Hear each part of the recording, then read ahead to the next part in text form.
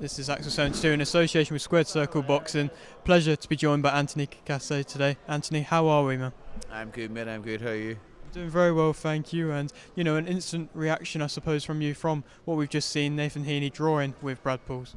It was a good fight. I really enjoyed it. I thought Nathan was gonna. He was a big favourite. I thought he was gonna do the job, but listen, it's boxing. Anything can happen, and it was a good fight to watch. No complaints. The draw was fair enough. Of course, and do you feel like a draw for both fighters, it is something which you'd like to see a rematch of? Oh, why not? Why not? It was an all-action fight. It got the crowd going. Filled out an arena, so I would like to see it again. And I suppose when you have the arena rocking and going like that, as a fan, is that something that you enjoy seeing? Yeah, love it. As I'm used to back home in Belfast, Card Frampton, he used to do some crazy crowds. I was on a couple of his undercards, so I got to experience a small bit of that, and it's lethal. It's lethal. Of course, and for yourself, huge fight coming up, and I suppose to start off with, how's general preparations been going? All good. Just trying to get the weight right, and working hard in our gym, and all's going good. Have you ever had any troubles with weight in the past? No, I've never had any troubles. Just I like that. I want, because there's a £10 rehydration clause with this one, so I want to have it right, and I'm not, having to worry closer to the fight.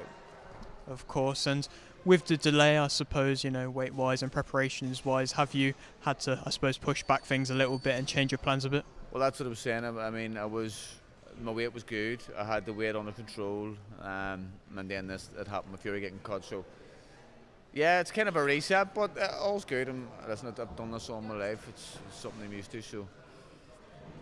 Of course, good to hear. And opponent-wise, Joe Cordina, he's somebody who has been seen as somebody who's very, very difficult to beat, I suppose, that's a simple way to put it. And for yourself, I'm sure you're going to have a game plan to go in with. And what do you feel like, not to, I suppose, give away too much of a game plan, but what do you feel like the fans are to expect from you?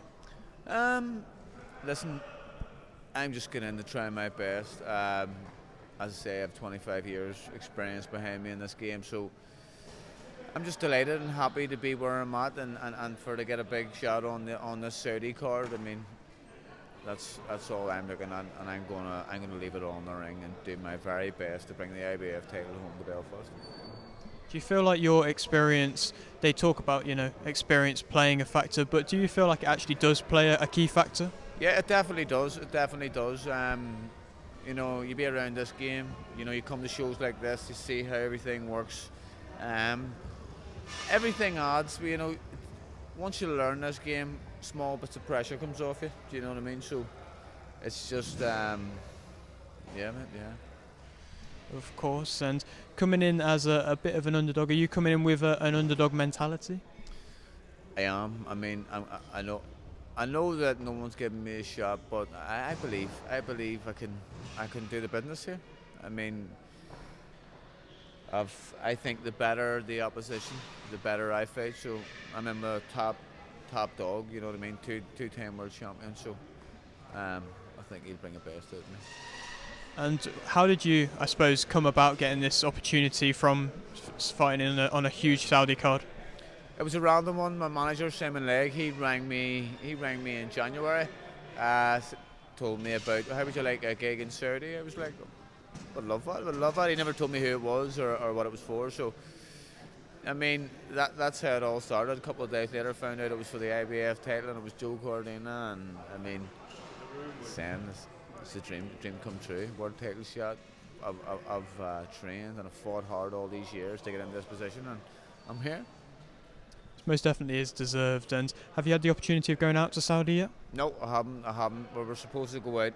Well, the fight when Fury got cut, I think what was that? 3 weeks out last time, something along them.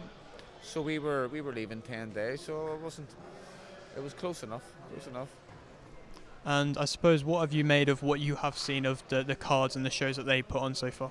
Unbelievable, fancy, and it's Saudi. Do you know what I mean? You get to go out and it's a whole new experience. It's, you can go golfing, you can go out in the go-karts.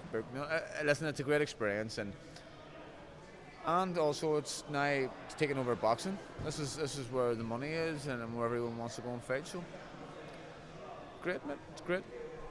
I suppose throughout your time in boxing, have you seen a kind of major change in things? You know, now we've obviously got Saudi taking over. Have you seen a major kind of shift in things? Um, Not really, to be honest.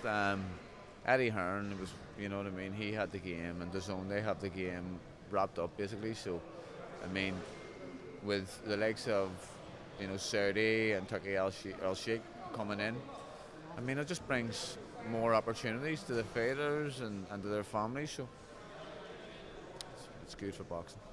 It is indeed. And is it just, you know, amazing to also see promotions, people like Eddie Hearn, Frank Warren working together now? Yeah, it's good. It's good. And before you wouldn't get as many opportunities unless you were with this promoter or that promoter. Now everyone working together, it's good for everyone. It's good for the fighters.